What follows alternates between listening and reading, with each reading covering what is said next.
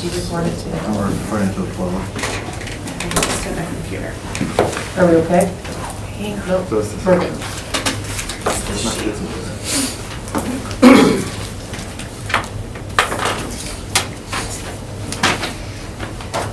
Recording stopped. Recording in progress. Oh my God, it's on the computer. Larry? Oh, wait, I gotta take my little gavel up. Hi, good evening and welcome to the Monday, October 9th meeting of the Green Bay Plan Commission. Go ahead and start with a roll call. Chair Lisa Hanson, present. Vice Chair Jacob Miller. Present. Alder Jim Hutchinson. Present. Commissioner Sidney Bremer. Present. Commissioner Darius Daniels. Present. Commissioner Ken Ravinsky. Present. And Commissioner Michael Paradic. All right. Moving on to the approval of the agenda. Approval of the agenda for the October 9th, 2023 meeting of the Plan Commission. So moved. Second. Motion by Commissioner Bremer, second by Commissioner Ravinsky. All those in favor? Aye. Any opposed? And then moving on to the approval of the minutes. Approval of the minutes from the September 25th, 2023 meeting of the Plan Commission. So moved. Second. We have a motion by Commissioner Ravinsky, a second by Commissioner Bremer. All those in favor? Aye. Any opposed? All right, and then moving on to regular business.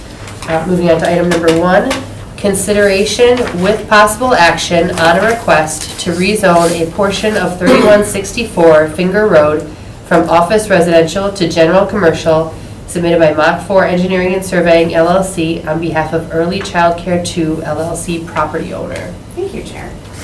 So this item was held from our September 24th meeting. And the purpose for that was to hold a neighborhood meeting and to ask the Department of Public Works some questions about Finger Road. The neighborhood meeting was held last Wednesday, and then I'll go over that in the presentation. But I just want to update everybody, especially for those who weren't here on the 24th, as far as information regarding this project. So the purpose of this is to request a rezone. The property that is in the red hash mark is currently zoned OR, office residential. And the proposal is to rezone it to C1, general commercial. As you can see, the remaining area of this parcel is zoned C1. The subject property has a variety of different zonings around it. Residential to the north, low density residential to the north, rural residential, and then the industrial park is to the south, as well as R3 multifamily to the east. The comprehensive plan does have this property identified as commercial.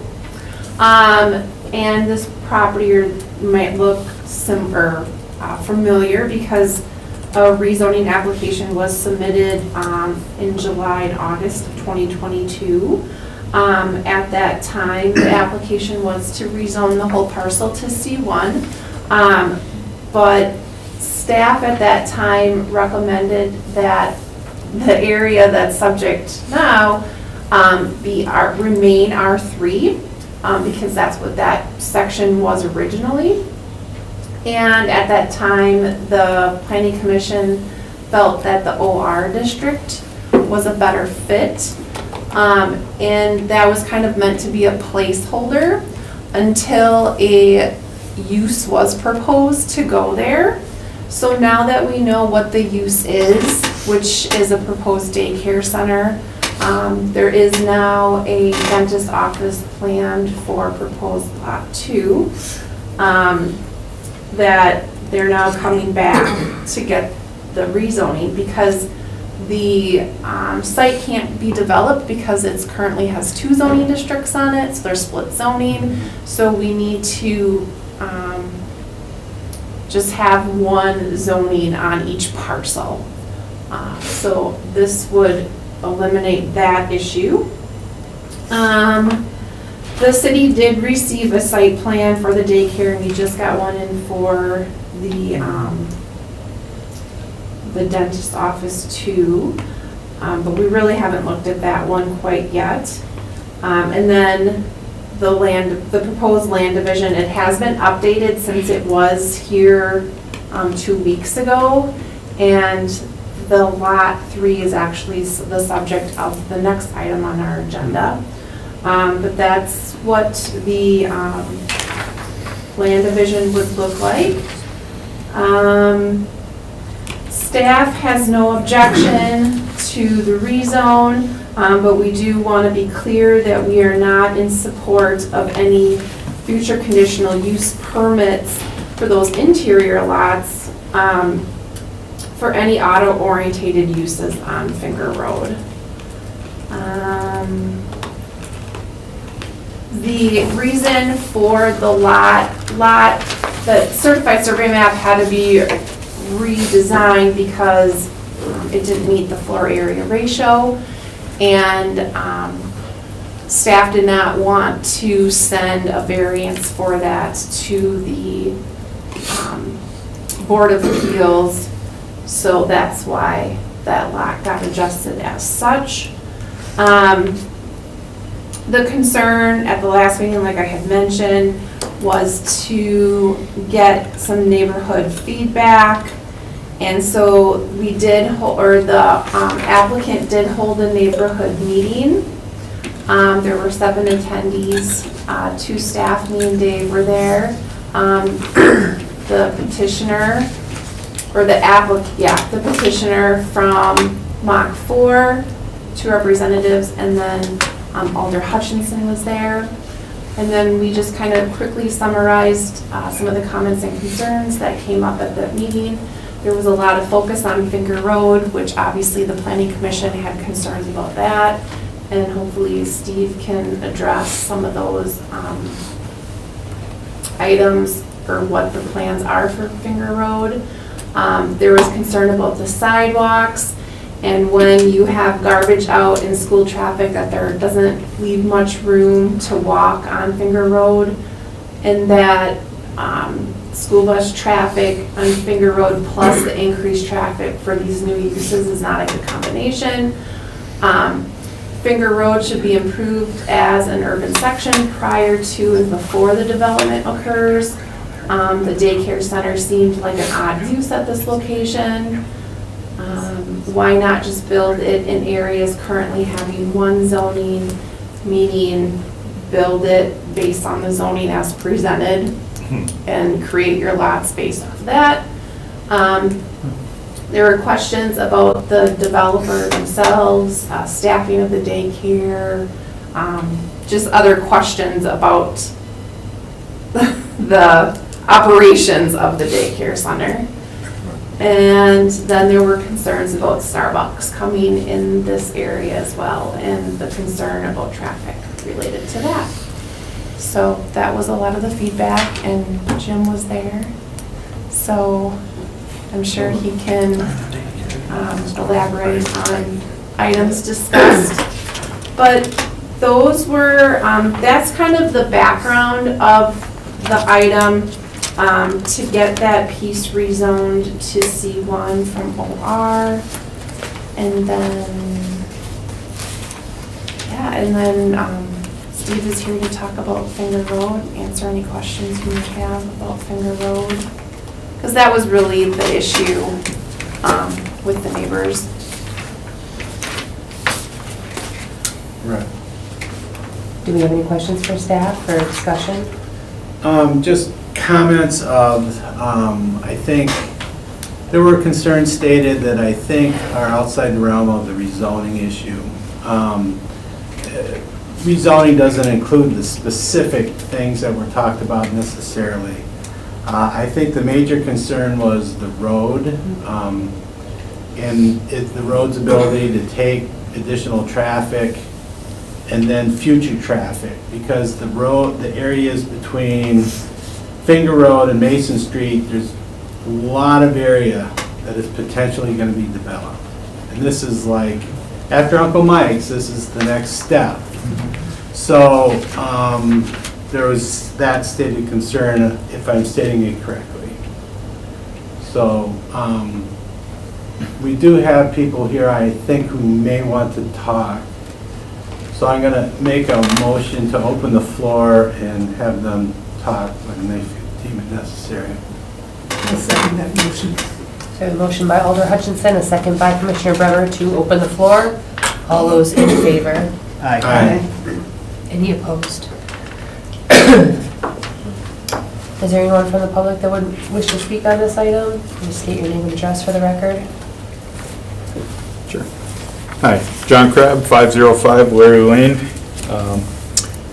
Representing the McAuliffe Park Neighborhood Association. I just kind of wanted to touch base on a couple things. A lot of it was already kind of brought up, but there was some objection to the meeting on Wednesday, with the timing being from 4 to 5:30. There was, a lot of people weren't able to attend due to their schedules and stuff like that. Did touch base with Mach 4, offered up, an invite for them to come to our annual meeting that Monday, but that was declined. Really, the biggest thing out there is Finger Road. It's really not the rezoning per se, and I understand that this is not the committee for this. The issue is to get this addressed at the higher level, which I know is going to be city council, but I just kind of want to, I received a form from Mach 4 prior to the meeting, and just kind of want to touch on the last part. It says traffic. And similar to the south side of East Mason Street, access into parcel 21-173 from East Mason Street is prohibited. The fact indicates the city planners and engineering departments intended Finger Road to be used as a higher volume roadway. I can't disagree with that. If Finger Road was meant to be the higher volume roadway, then the infrastructure needs to be there. It needs to be developed.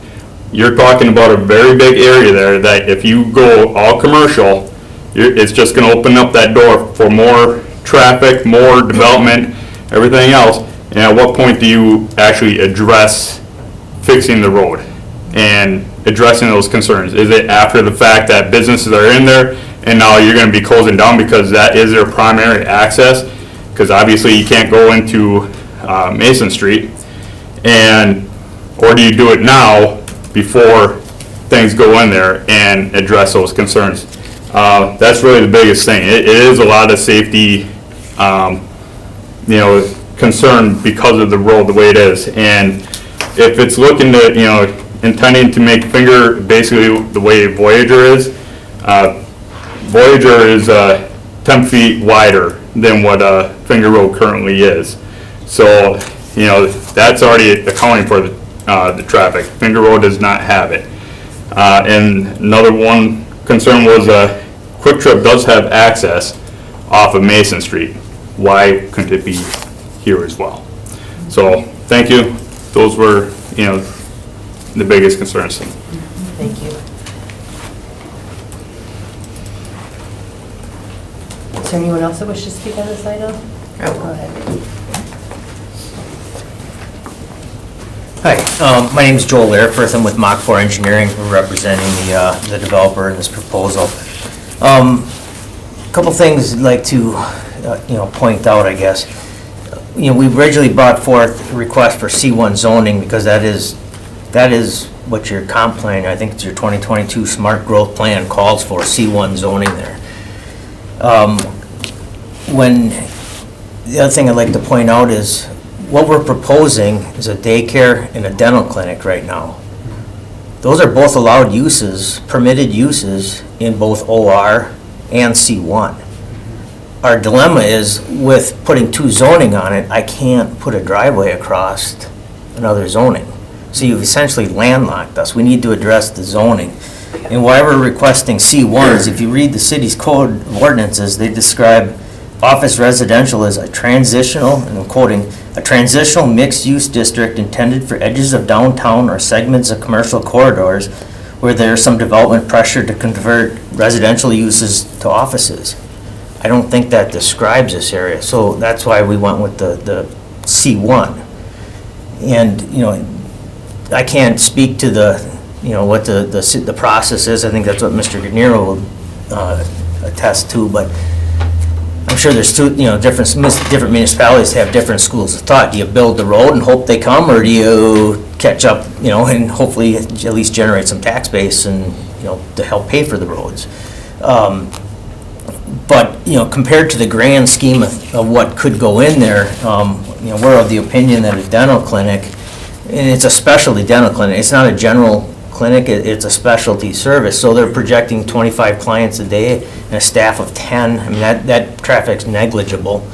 And the daycare, we were using, there's, potential max capacity and, 20 staff members. But it's really, when you think about a daycare, that's a 2-hour window in the morning and a 2-hour window in the evening. And that's primarily where the traffic generation is. Now, if you look at, using what we have 8.5 acres of C1 and we have 3 acres of OR. On the C1, permitted use, I could put a 2-story office building, with first floor being retail, and second floor being offices. If you start looking at trips, I mean, you're talking a couple thousand trips potentially per day.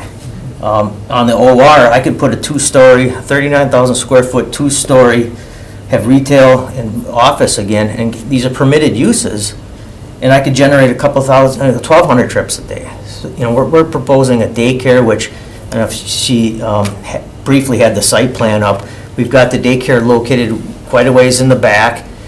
We did that on purpose. We've got a large parking lot back there facing Mason Street. We didn't want to face, the Finger Road residents to try to be a good neighbor. And we want to keep the kids away from the traffic on Finger Road because we share the neighbors' concerns. And we don't want traffic on there when you have school buses and you have garbage pickup and so forth. And we've got a large queuing space. We've got dedicated drop-off lanes, a bypass lane, and a lot of queuing that we wouldn't anticipate any scenario where we'd have traffic backed up on Finger Road. And again, the dental clinic is it's a generally speaking, 8 to 5 days a week. It's a fairly benign, establishment typically. So, compared to what could go in there, and again, these are both permitted uses. We hope you would see that these are fairly benign. And again, I would agree. Finger Road probably needs some improvements, but again, it's you put that cart before the horse, or that's a decision for smarter people than me. But that's what we wanted to say. Thank you. I do have a question, if I might, Madam Chair. Oh, yeah, go ahead. Thank you.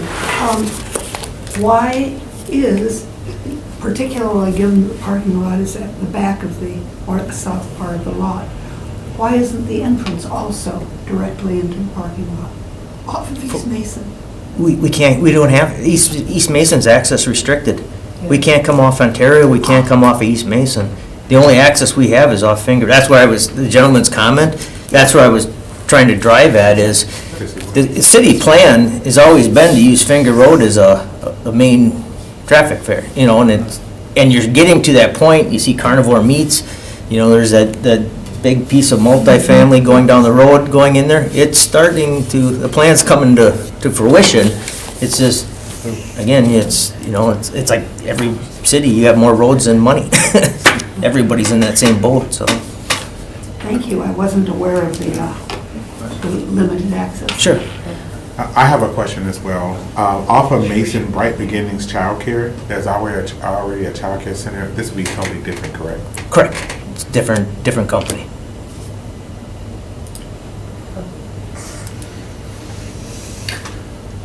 Chair, Yes. there is a gentleman, Chris would like to speak as well. Okay, are you done? Do we have any more questions for the applicant? Okay. All right, Thanks. thank you so much.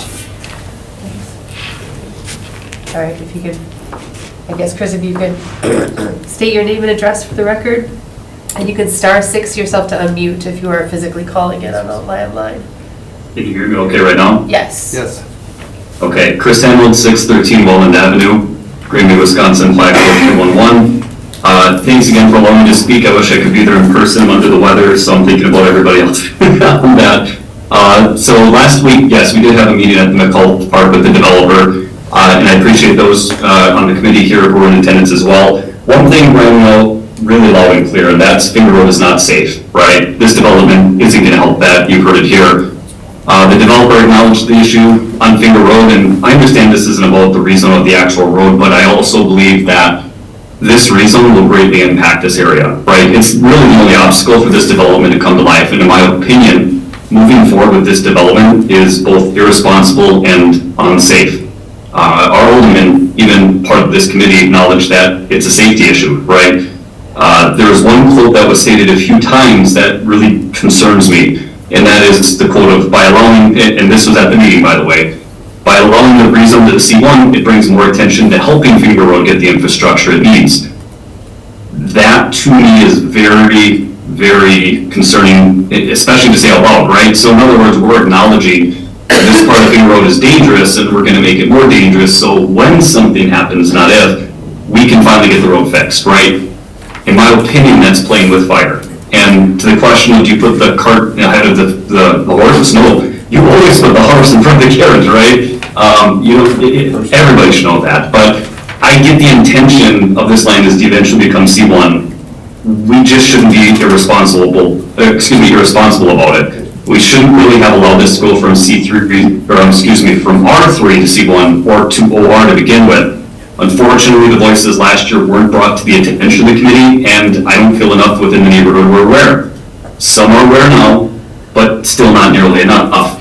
But I will say this, I do feel we have an opportunity here to do the right thing, and that's really prioritizing Finger Road first, develop second. Jake Miller, I went on the last meeting, I greatly appreciated it because you said really the same thing, right? We need to think about the neighborhood and what the priority is to get that road fixed before even thinking about developing that. And I wholeheartedly agree with that. Prioritize Finger Road. By passing this from OR to C1, we're giving the green light for the strip to really become more dangerous for all the school-aged children in the neighborhood. I mean, when we look at the traffic, the information doesn't really temper my concerns, it exasperates it. 69 extra trips an hour during 7 a.m. to 9 a.m. and 3 to 5, that's prime time when kids get on and off the bus. I mean, the long driveway doesn't really help things when the cars are going to be backed up behind a bus, and it just takes one vehicle, one person to rush and blow past that. So I know all of you on this committee were appointed by the mayor for good reason. You're trusted, right, to make great planning decisions for the city, but you're also trusted to make the best interests of the growth, development, and safety of our neighborhood. So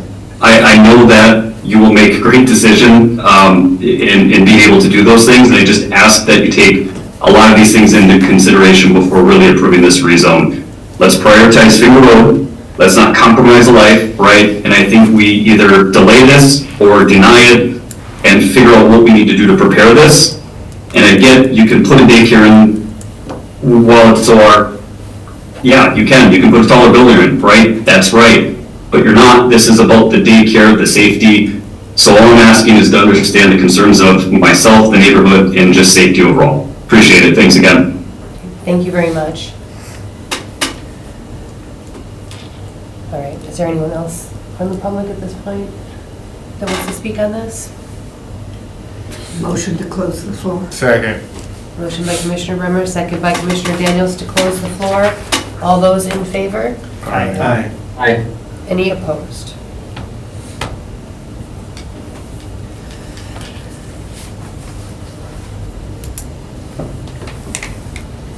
I think we should hear from Public Works, unless anybody has any questions. No, I just want to make a point that I did call our director and discussed the issue of the road, status of the road. And I want to make a little bit clear. I think Chris is right. I said there was a safety issue here. I did not say the road was unsafe. Okay, but it is a safety issue with regard to more vehicles coming onto the road. And I'm not really even saying that specifically right here. On each end of the roadway, which the director and I discussed, there's potential for delays on stop signs, people turning left during busy hours. You know, it's just the whole design of that area. But I will definitely let the director talk about what we talked about and listen to what he has to say on this issue. Well, I've heard multiple times tonight, by the way, I'm Steve Greer, I'm the Public Works Director for the city. I've heard multiple times tonight discussions relative to safety, especially pedestrian safety. A few years ago, the city of Green Bay, in cooperation with the Green Bay Area Public School District, did a comprehensive study and adopted the Safe Bike and Pedestrian Plan. The Safe Bike and Ped Plan calls for sidewalks on East Mason Street, but not this segment of Finger. So what that tells me, and I was part of that Safe Walk and Bike Plan, there is no demonstrated safety issue associated with this section of Finger Road. What you've heard from the developer, and I concur with the developer's conclusions, the traffic volumes being introduced by the one parcel that you are discussing tonight and a potential future on an adjacent parcel are not significant enough to change that. Finger Road is currently has a PASER rating. PASER rating is a relative measure of pavement condition. A 1 is a virtually impassable street, and a 10 is a brand new street that's never been driven on. We typically do residential resurfacing projects on 3s. Finger Road is currently a 3. It was originally designed, and up until within the last 20 years, was a county trunk highway. Yeah. So it was designed to handle the traffic volumes and traffic weight loading of a county trunk highway. So there is nothing about the loadings that are going to come out here, either from a capacity standpoint or from a loading standpoint, that would cause Finger Road to be considered anything other than safe. So in my professional opinion, there are no safety issues associated with the development as proposed. When I spoke to the alder, we had talked about when would we consider Finger Road for some sort of improvement. And the answer to that is when it comes due. It simply has not come due yet. There are a number of streets in our community that are rated 3 or less. And you typically try to get the best bang for the buck when you're doing a street like that. And Finger Road simply has not come to the top of the heap yet.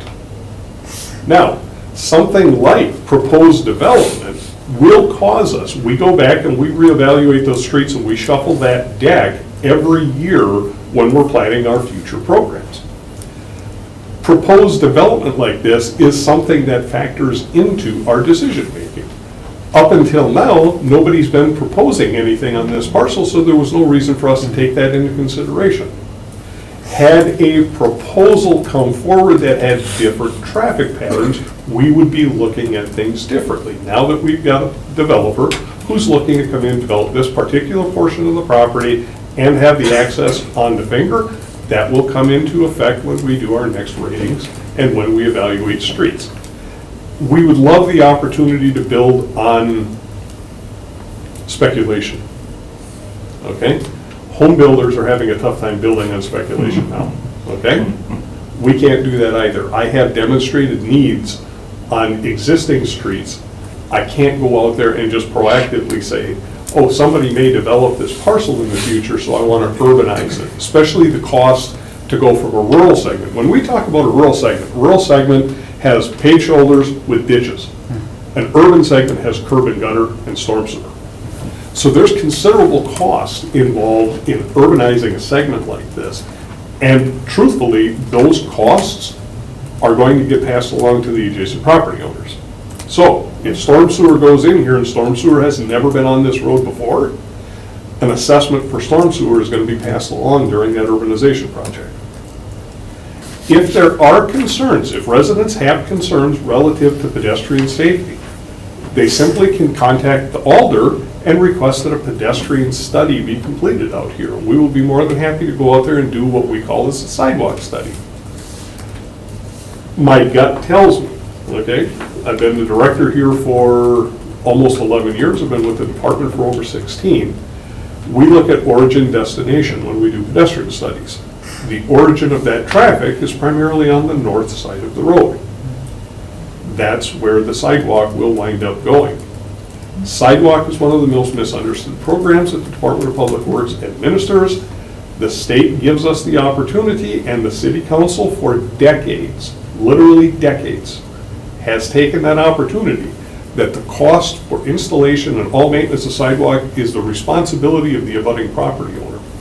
At $11 a square foot, that cost of sidewalk is going to be passed along to the property owners, more than likely on the north side of that road. So if they want, we can do that, but we're going to have to fill the ditch in, we're going to have to put storm sewer in, and then we're going to pass that cost along. So just, I want to make sure that we are very, very clear. I don't want something coming back saying you didn't tell us that, okay? So as far as we're concerned, we have no demonstrated safety issues at this time. If there are concerns, we're more than happy to take that into consideration when we're developing our capital program.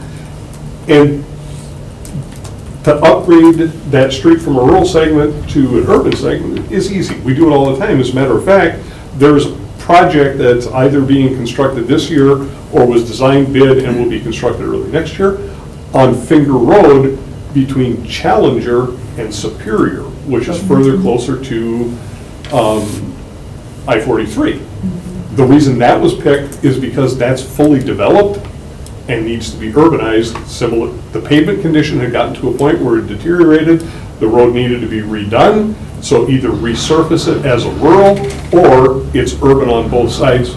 We elected to do the urbanization project.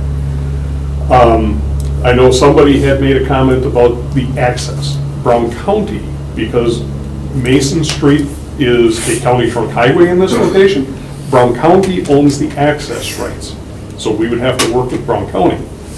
When Mason Street was constructed, the development plans actually had a median cut and the ability to have the curb cut at Welland extended.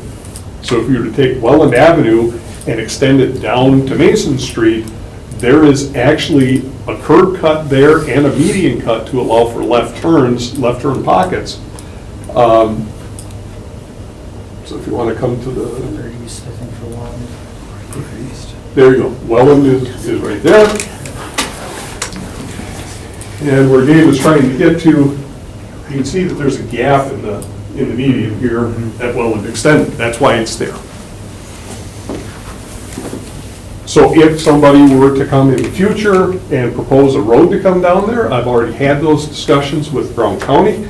They would agree to do that because there was an existing accommodation made for that, but they don't want random access onto the county trunk. They want to control the access at intersections of roads and then service the developments off of the side streets. Again, why Finger Road is being selected or is the preferred alternative here. I know one individual made a comment about Voyager and trying to compare Voyager Drive to Finger Road in this case. Okay, Voyager is in the industrial park. It's industrial on both sides. We don't necessarily want to have that wide cross-section of pavement because we do have residential on one side and we're talking about C1, not C2, not industrial. So we do want to try to limit the cross-section. Making wider roads inherently increases speed. When people have that much pavement, they feel comfortable. One of the ways that you can help mitigate speed is visually narrowing or keeping a road segment, making somebody feel uncomfortable with the width, so that it automatically causes you to slow down a little bit. So here, I don't think we would ever be looking at upgrading Finger to the same width as a Voyager, but as Alder Hutchison has mentioned, we have talked that when Finger Road is reconstructed, and we would probably reconstruct an urbanized segment here, when it's reconstructed, as it intersects Ontario and where it intersects Huron Road, we would probably widen the throat of the intersection out to allow for potentially a through lane, a left lane, or a through right and a dedicated left, because we do understand that there sometimes are challenges there. Now, I am very familiar with this segment of Finger because if you move about 3/4 of a mile to the northeast is where I live. so I'm on this on a pretty regular basis. A lot of the traffic that is causing the impact out here right now is cut-through traffic that's attempting to avoid the four-way stop at Mason and Huron in front of the Quick Trip. So what they do is they jump north on Ontario, race down on Finger to get down to Huron, make a left on Huron, and then continue northward. So that's a little bit of the background. Again, we don't do the roads on speculation, but when development comes up, that would be the reason for us to take a look at it again and determine where this fits in. Now, I can't tell you that this is going to be a 24 project, okay? If this daycare goes in, the very, very earliest you'd be looking at a reconstruction on Finger Road at bare minimum would be 25. More than likely 26, or somewhere in that neighborhood. Again, the increased traffic from these two proposed developments, I don't see that causing a significant issue here. As the property to the east of here, between the subject property, potentially the Lot 4, and then off the larger open area between this and the Quick Trip and the South Huron Road exposure, as that starts developing, there again, that's what's going to cause that, make that driver, whether or not that traffic is being serviced off of Finger, whether that traffic has an ancillary road if Welland gets extended. There's a lot of ancillary issues at play that we just simply don't have answers to right now. But from a DPW perspective, we see no reason that these proposed developments, especially the one that's under consideration tonight, would be a problem, and there's nothing in our minds about Finger Road that would inhibit or cause that not to happen. Steve, can I just ask you a question since you were here? I was not here, I believe, when the Quick Trip was purchased. Yes. But it was a previous gas station that had access onto Mason. Correct. So Quick Trip barely bought the access. Matter of fact, prior to Quick Trip, there was a Shell there. And when the Shell was purchased, they actually had plans to move down to Ontario and Finger and construct a Shell there. There was significant outcry from the neighbors at that time that they didn't want that Shell station, and it wound up not going in. But somebody had brought up the question of why does the Quick Trip have an access onto Mason and nobody else? They had existing Shell had access. it prior. Correct.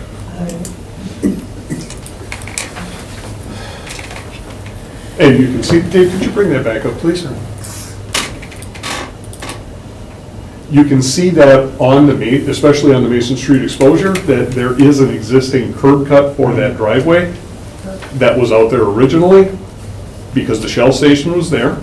And there's a center median cut allowing for a left turn immediately to the west. The large property that's labeled as Mason Huron Properties, that originally was supposed to be a Walmart. Yep, I remember that. Okay, so Welland Extended was supposed to be the primary access to Walmart, and the second driveway location between that and the Quick Trip driveway was supposed to be the second access in and out of the Walmart. Between Finger Road and Mason? Right there? That Mason Huron Properties, that was supposed to be a Walmart. Really? They were gonna close the one on East Main, or on Main, because they needed to make it bigger. That traffic would have been tremendous. That was before it was a Correct. Star Center, I think. And there was an anticipation that they would have a third driveway out on the Finger at that time. Oh. Well, Yeah. Thank you, Director. I got a question, because it is an important one about costs associated with developing an urban roadway there. Now, the storm sewer, as you said, would be shared by the property owners on both sides of the road? Correct. Okay. The sidewalk would be borne by the people immediately adjacent? Or It would be wherever the sidewalk winds up Right, that's what I mean, Yes. immediately adjacent to the sidewalk. to the sidewalk, correct? So just the one side or both, I mean, if it's on one side, it'd be that side gets charged, if it's on the other, that side gets charged. If it's on both, they both get charged. Correct, Okay. yes. Now, the street itself, is that borne by adjacent property owners, or is that paid by a different way? It depends, Okay, and it depends on the zoning of the parcel. If it's residentially zoned, special assessments for pavement are still levied in the city of Green Bay. However, since the promulgation by ordinance of the local vehicle registration fee, what's commonly referred to as a wheel tax. When the registration fee was adopted, the primary reason for that coming through, the Common Council elected to have all residential assessments covered by the vehicle registration fee. For all other zoning categories than R1 and R2, it's a 50% reduction. Reason for that is because the registration fee that's added on, the $20 fee, applies to vehicles which have a gross vehicle weight of less than 8,000 pounds. So the heavier vehicles that service industrial and commercial properties are exempt from paying that, but resident or commercial and industrial zoned parcels have employees that use passenger vehicles, and they have smaller delivery vans that are subject to paying the fee. So there is a consideration there, but not a full consideration like residential. Okay, so the residential side would maybe be assessed, but they wouldn't owe anything. Is that right? There may be. For the street. For the pavement, For the correct. pavement. Yes. Now, the commercial side, they would be levied and they would pay 50% of that assessment? Of what the normal assessment rate would be, correct. Okay, okay. Okay, I think I got it. Okay, I'm still, I've said the roadway is currently not unsafe, but I see the fact that there is development, the apartments to the east, this development, there's just gonna be more potential other development in between. There's gonna be more traffic. And I agree with you, I think the traffic from this development is on the lesser side. It's not on a greater side, but it's still an increase, which any development in there will do.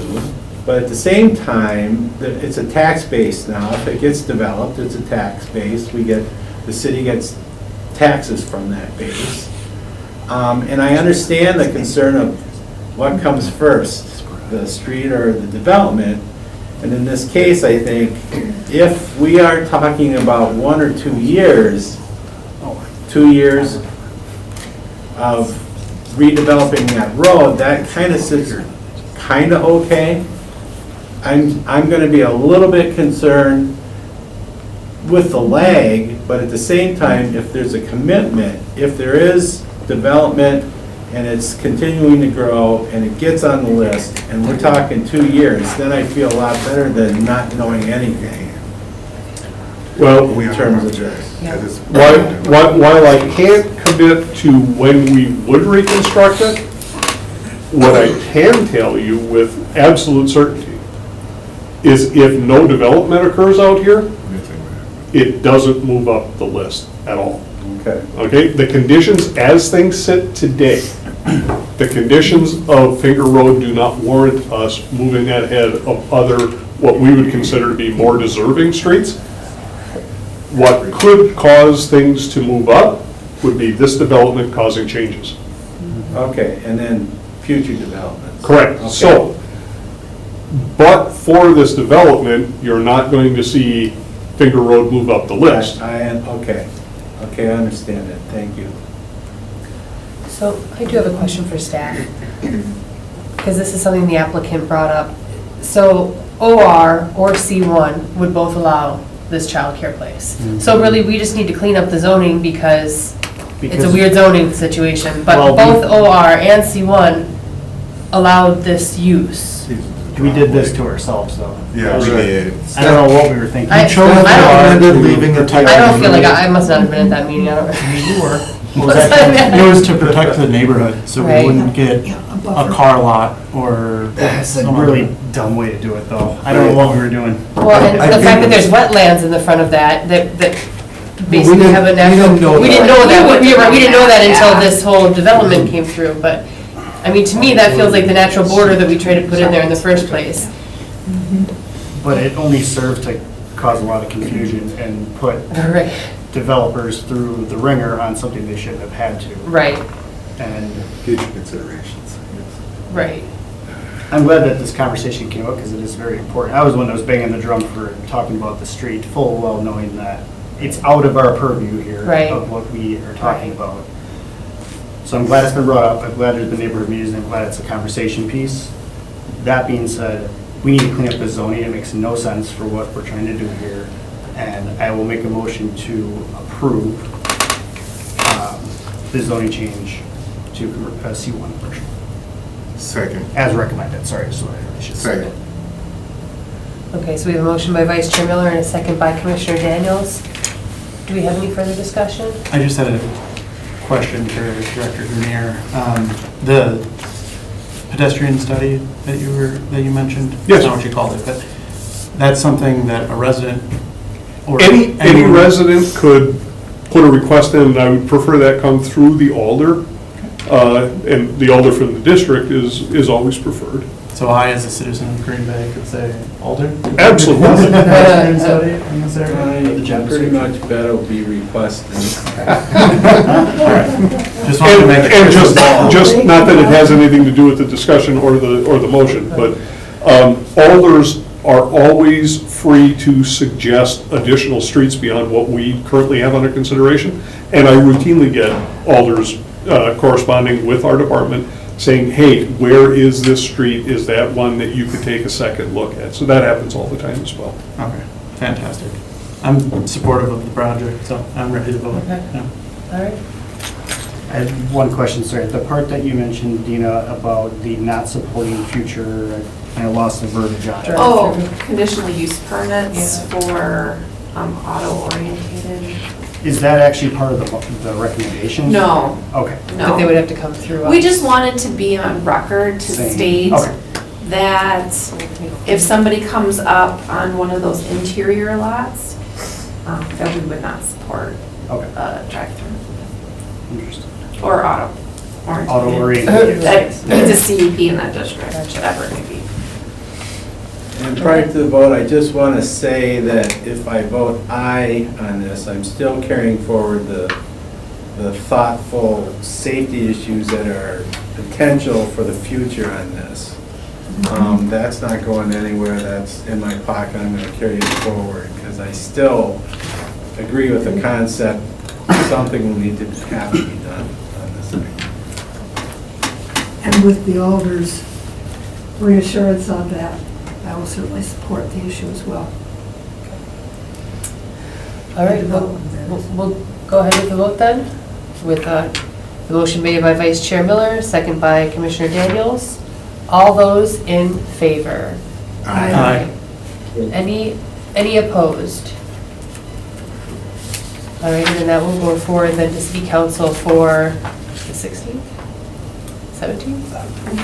It goes, the final reading is 17th or November 7th. 17th? Okay, There's a first reading, Next Tuesday? yeah. this will come before the board next Tuesday, right? Not tomorrow, but the Correct. next one. So if 24th? anyone wants to make comment at a common council, it'll be a week from tomorrow. Okay. Yeah, then it comes to the following meeting for final adoption after that. It goes to council twice.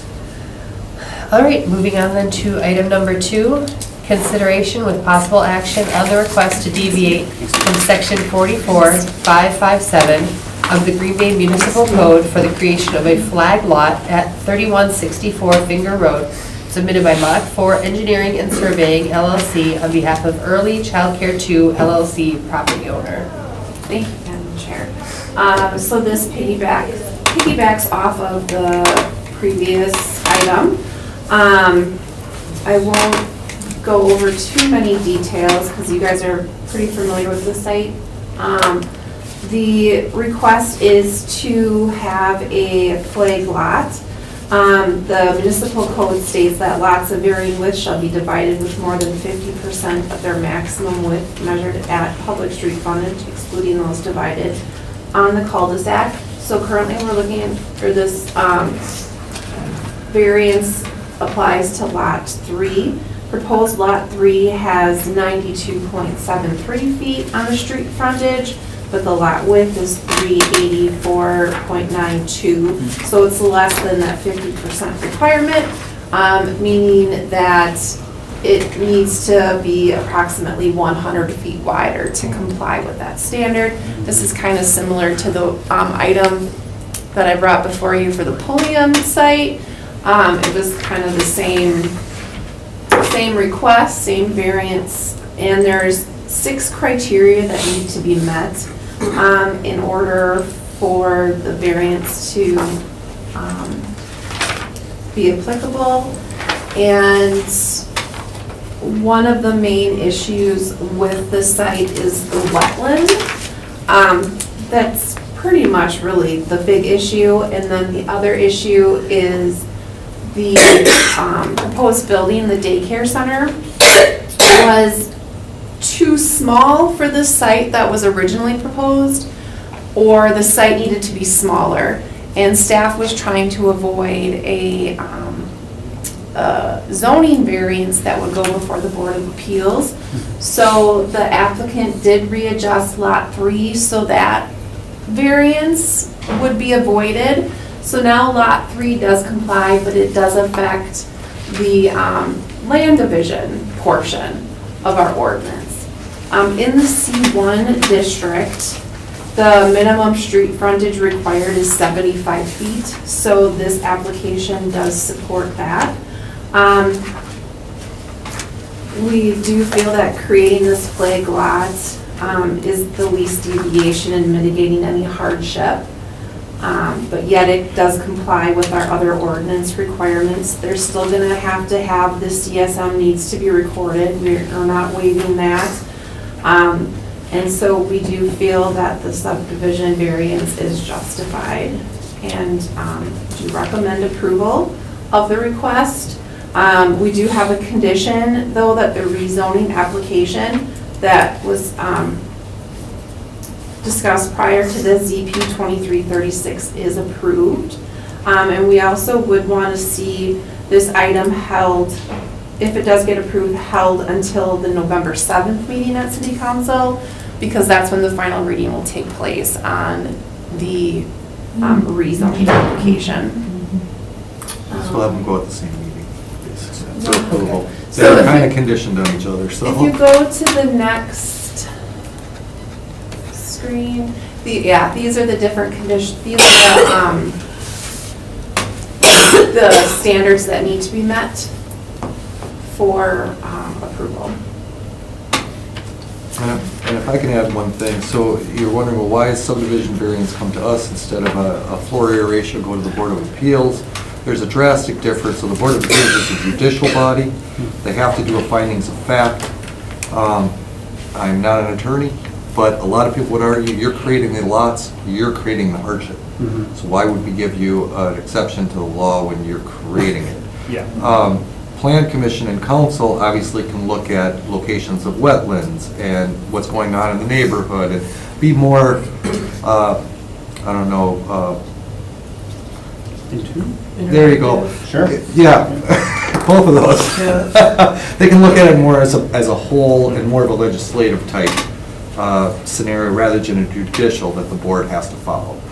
They're very hamstrung in what they're allowed to do, so.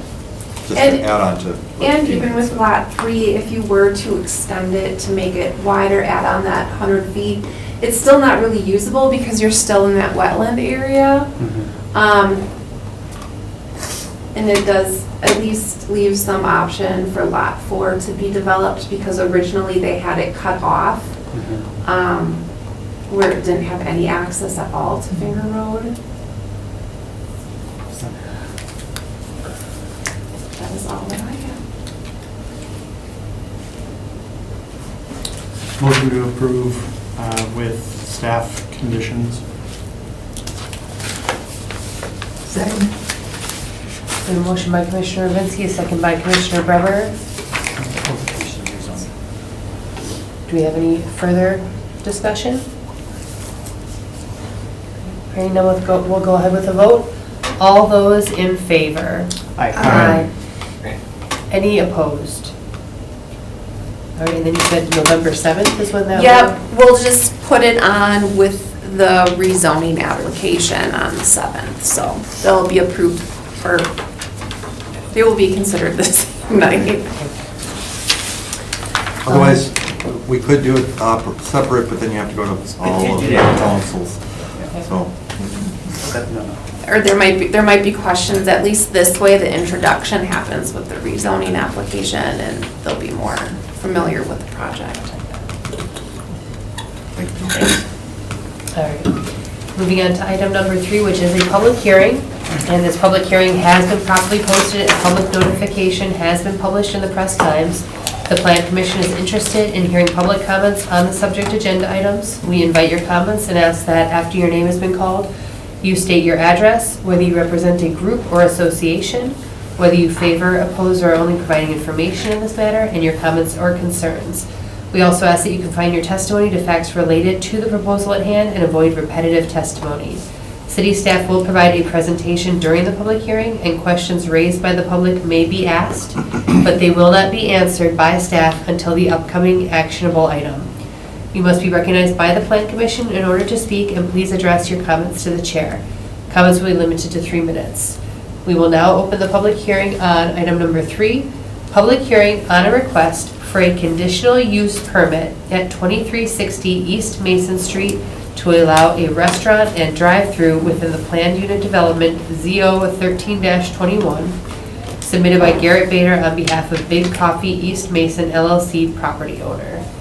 thank you, Madam Chairman, and I'll just give a quick overview as the next item is the action item. So this is the site, you're probably all familiar with this location. You have East Mason on the north, East Town Way running north-south into the site.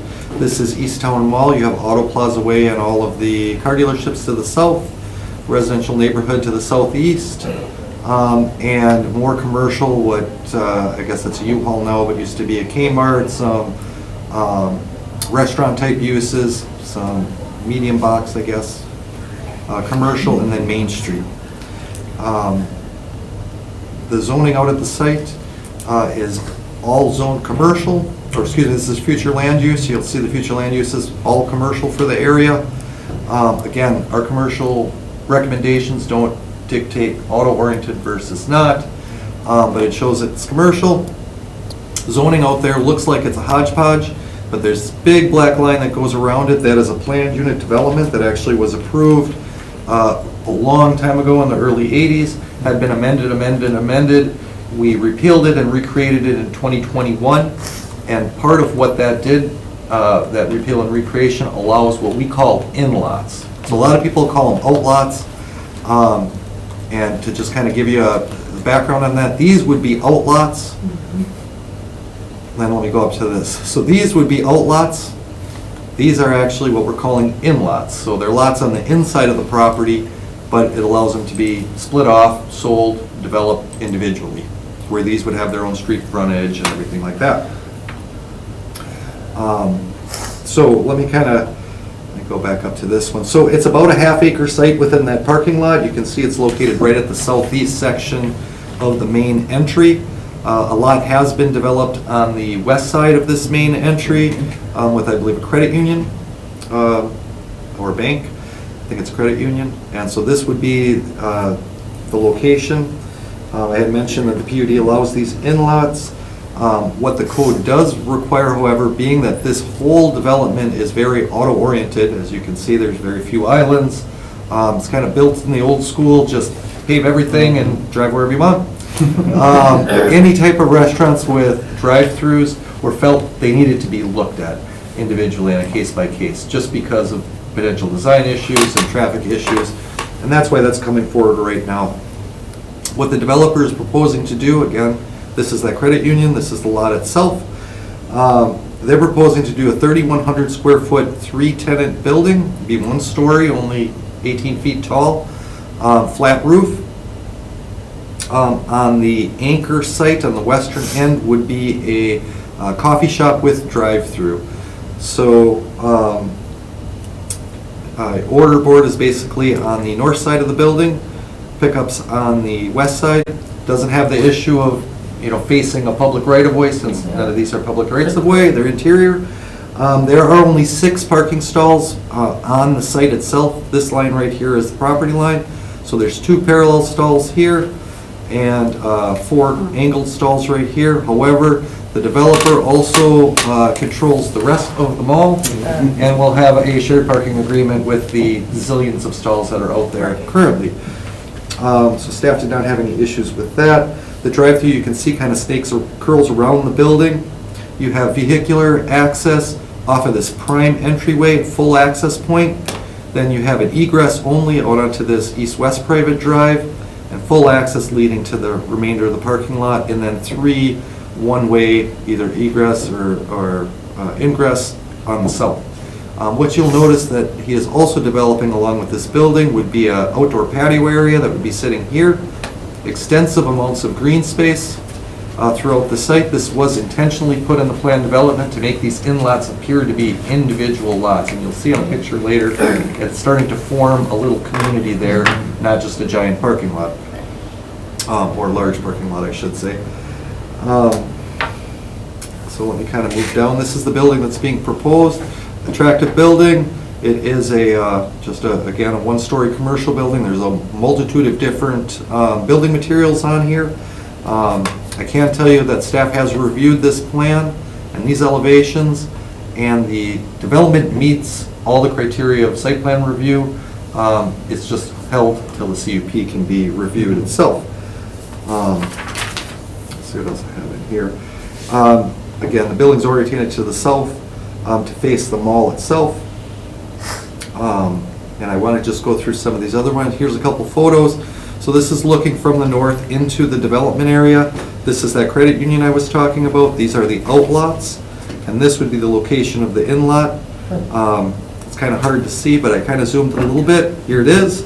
And you'll see the former mall has been, and I know you remember going through all that, it has been systematically developed and improved. Most of the frontage now is filled with retail space or service businesses. The back is that production use. And I believe there's also an infill Rogan's going in that grassy spot in between Shopko or Petco and the mall itself. So that's getting filled in as well. And you saw that in your packet that you received from the developer in his application.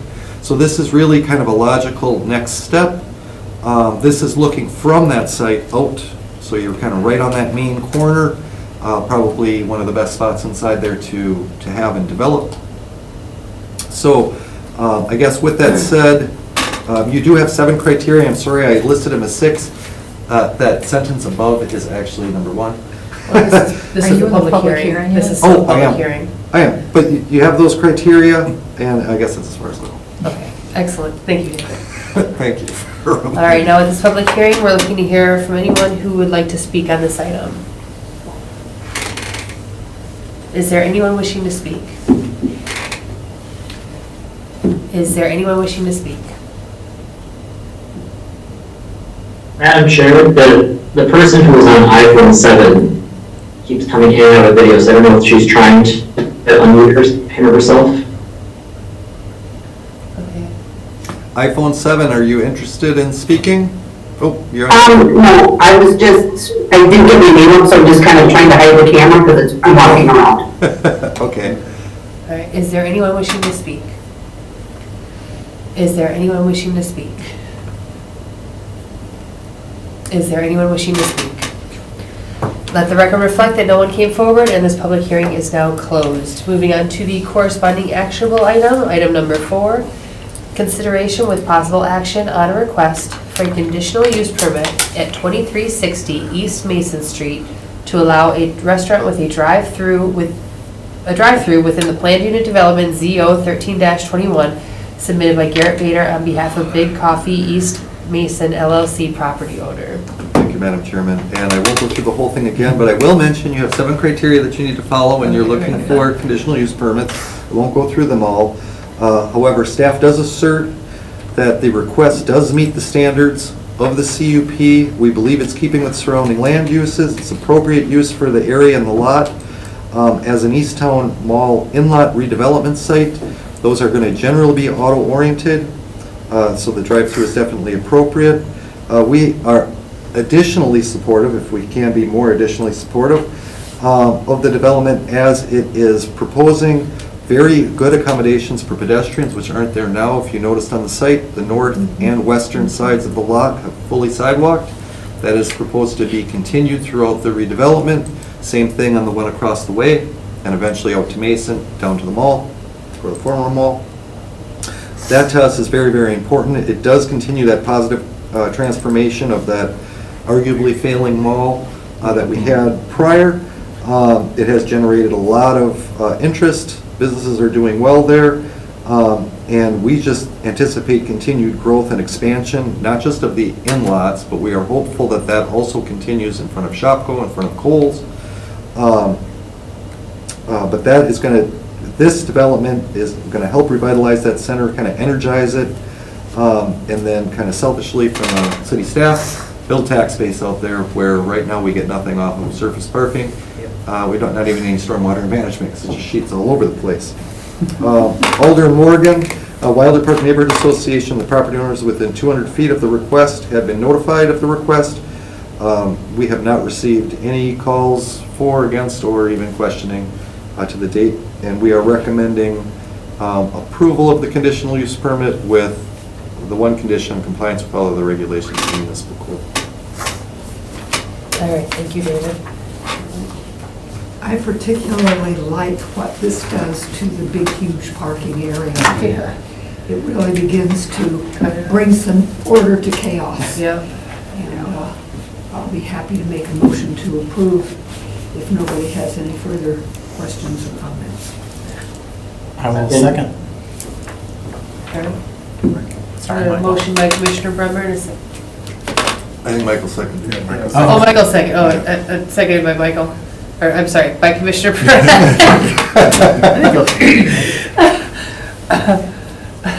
Do we have any further discussion? All right, hearing none, we'll go ahead with a voice vote. All those in favor? Aye. Any opposed? And then that will go forward then to City Council for October 17th? Okay, all right. Moving on to informational. Director's report. For the sake of all Packer fans, I'll keep this very short. Actually went through the list. I think the last time I gave the report, there's really been no changes. We continue to work with development, trying to fill the gaps and all those fun things.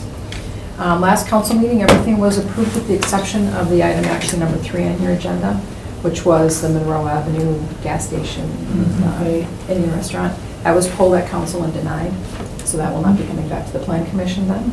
And I believe the county's working with this developer. The county's going to buy the lot, so kind of a moot point. And then we started work with our comp plan group in earnest, right? Correct. Finally, we're getting together our stakeholder groups and we're starting the outreach on that. They'll be in town, I think, at the end of October. Our team to work with us on that. That's about all I have. And that Any is questions for me? Super exciting for us, and you'll get regular updates at every meeting. I'll ask you otherwise. Yep. I'm sure you will. We're putting that advisory team together. That is very tricky, trying to get all the interests in a 12 to 14 member advisory group. So there'll probably be a lot of stakeholder interviews and separate stakeholder meetings. It's going to be a big project, and we're excited for it. Just a quick question on the Easttown Mall again. So that work they're doing in the old mall, that's Rogan's? I mean, is that common knowledge that's gonna be Rogan's moving in there? I believe in your packet it had a sign Yeah, on there's it. a picture. Yeah. Oh, There's a Rogan's. red Public herring. knowledge And now. how- Right. I don't know if it's going to be the same Rogan's or a separate Rogan's or a Rogan's outlet, but it did say Rogan, so that's how I referred to it. Okay, well then, so from your answer, I just won't ask a second question. I know nothing about its Okay. current, the existing location. Okay. All right, then the date of the next meeting is October 23rd of 2023. Do I need to read item number 3? No. Okay. Information. So they just straight out denied it and said, so that they don't have a year, they can't come back for a year now. I don't think they would. Unless it's Based on what's substantially happening. changed, they wouldn't be able to come back for a year. Huh. Wow, okay. All right. Motion to adjourn. Second. Motion by Commissioner Ravinsky, second by Vice Chair Miller. All those in favor? Aye. Any opposed? All right. We're adjourned. And Chris did thank everybody for their time. and text. So, thank you, Chris, for participating. We do appreciate it. Recording stopped. Oh my God, I did not have any problem with my nose and this meeting started. All of a sudden, my